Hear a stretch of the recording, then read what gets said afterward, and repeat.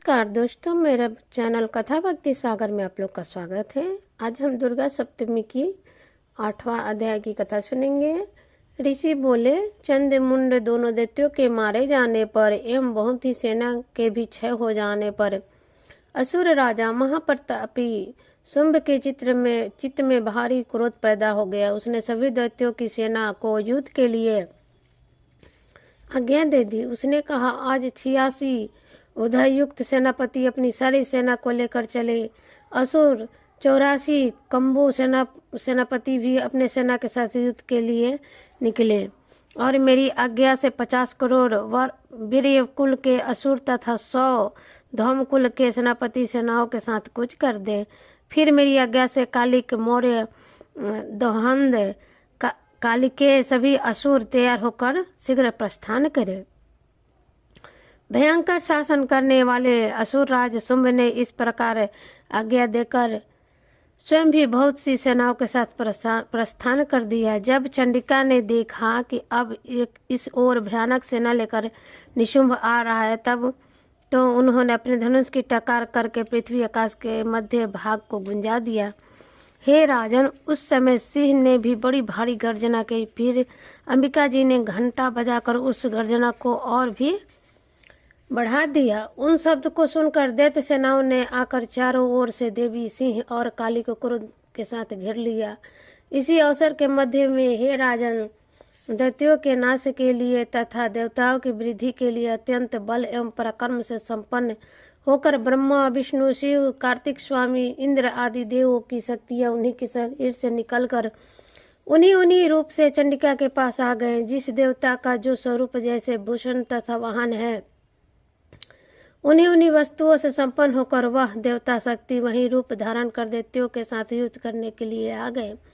ब्रह्मा जी की शक्ति, जिसे ब्राह्मणी कहा जाता है, जो हंसों से जुते हुए विमान पर आरूढ़ है, अक्षय सूत्र कमलकंड से सुशोभित थी, सबसे प्रथम उपस्थित हुई।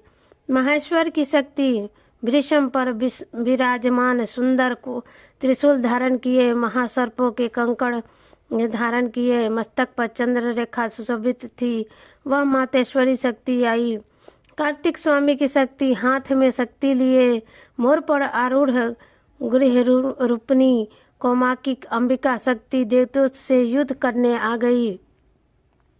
वैसे ही विष्णु की शक्ति गरुड़ पर सवार होकर शंख, चक्र, गदा, सार्क एवं खंड हाथ में लिए वहां वैष्णवी शक्ति आ गई। यज्ञ बारह का विचित्र रूप धारण करके वाले विष्णु की 12 शक्तियां वैसे भी शक्ति धारण करने वहां आ गई।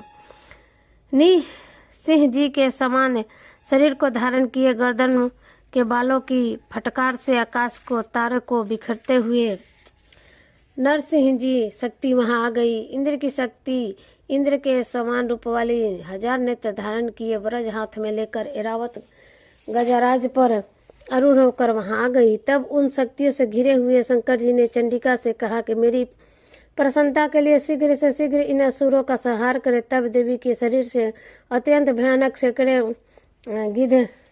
गिदड़िया भी भाती हूँ करती हुई वहां चंडिका शक्ति प्रकट हो गई। तब उस अपराजित देवी ने धुएं जैसे जटा वाले शिव से कहा, भगवान, आप दूत बनकर शुंभ निशुंभ के पास जाए। वहां जाकर इस महा अभिमानी शुंभ निशुंभ दैत्यों को तथा युद्ध में आनते हुए दूसरे दैत्यों को भी कहे कि हे दानवों, यदि तुम लोग जीना चाहती हो तो त्रिलोकी का राज इंद्र प्राप्त करे।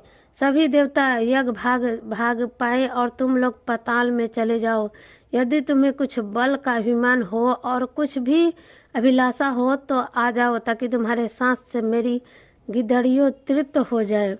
इस दूत के रूप में स्वयं शिव को ही देवी जी ने नियुक्त किया। वह शिव शक्ति संसार में शिवदूती इस नाम से विख्यात हुई। जब शिव द्वारा कथित देवी जी के वचन उस महासुरों ने सुने तो बड़े क्रोध में आ गए। जहाँ कत्यायनी देवी स्थित थी उस ओर बढ़ने लगे। वहां कुपित होकर उस देवताओं ने वान शक्ति, ऋषि आदि आयु से देवी जी पर पहले वर्षा आरंभ कर दिया। तब टंकार करके धनुष द्वारा पहने वान छोड़कर देवी जी ने खेल ही खेल में उनके फेंके हुए वान, शूल शक्ति, परशु आदि शस्त्रों को काट डाला। फिर काली भी अपने सामने होकर शत्रुओं को शूल के प्रहार से चीरती फाड़ती, खड्गवाण से कुचलती मारती विचरण करने लगी। इधर ब्राह्मणी शक्ति भी जिस ओर दौड़ती उसी अपने कमल का जल छिड़क देती, जिससे शत्रुओं का पराक्रम एवं तेज नष्ट हो जाता। महेश्वर शक्ति ने त्रिशूल द्वारा, वैष्णवी शक्ति ने चक्र द्वारा और कौमाकी शक्ति द्वारा उस दैत्यों का छन करना आरंभ कर दिया।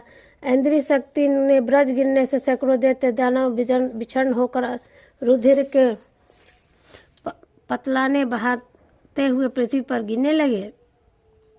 वराही शक्ति ने तो कुछ एक को तुंड प्रहार से मार गिराया, कितने दैत्यों को छातियां अपनी दाढ़ी से अग्रभाग से चीर डाली। वराह मूर्ति ने चक्र द्वारा बहुत से दैत्य चीर फाड़ कर डाले, कितने महादैत्यों को नरसिंह शक्ति अपने नाखूनों से विदीर्ण करने खाने लगे गए। कितने दैत्य शिव दूतों के कठोर अट्टहास से भयभीत होकर पृथ्वी पर गिरने गए, फिर उन्हें वह खाती गई। इस प्रकार अत्यंत कुपित होकर उसने आपको द्वारा बड़े बड़े दैत्यों को मारते हुए मातृगण को देखकर देवता शत्रु के सैनिक भागने लगे। उन दैत्यों को मातृगण से पीड़ित होकर भागते हुए देख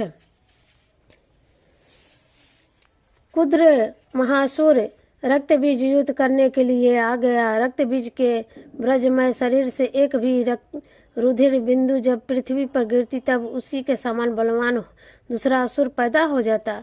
उस महासुर ने आकर इंद्र शक्ति के साथ युद्ध किया। तब इंद्री शक्ति ने अपने ब्रज के द्वारा रक्त बीज की ताड़ना की। ब्रज के लगाते ही उसके शरीर से बहुत से योद्धा पैदा हो गए, जिसका रूप पराक्रम रक्त बीज के समान था। जिनकी भी रक्त की बूंदें शरीर से गिरती उनके उतने ही योद्धा प्रवृत्त हो जाते, उत्पन्न हो जाते। वे रक्त से उत्पन्न हुए पुरुष भी अत्यंत भयानक अस्त्र शस्त्र से सुशोभित रहते हैं। मातृगणों के साथ लड़ने लगे। फिर इंद्रिय ने ब्रज से उसका सिर छत बिछत कर दिया, उसे रुधिर बह उठा। तब हजारों पुरुष रुधिर से पैदा हो गए। वैष्णवी शक्ति ने चक्र द्वारा उसे मारा। इंद्रिय ने गदा द्वारा असुरराज को ताड़ना की। वैष्णवी के चक्र से छत बिछत होने पर उनके शरीर से जो ही रुधिर सा हुआ, उससे हजारों उसी के समान महासुर पैदा हो गए, जिससे संपूर्ण जगत भर गया।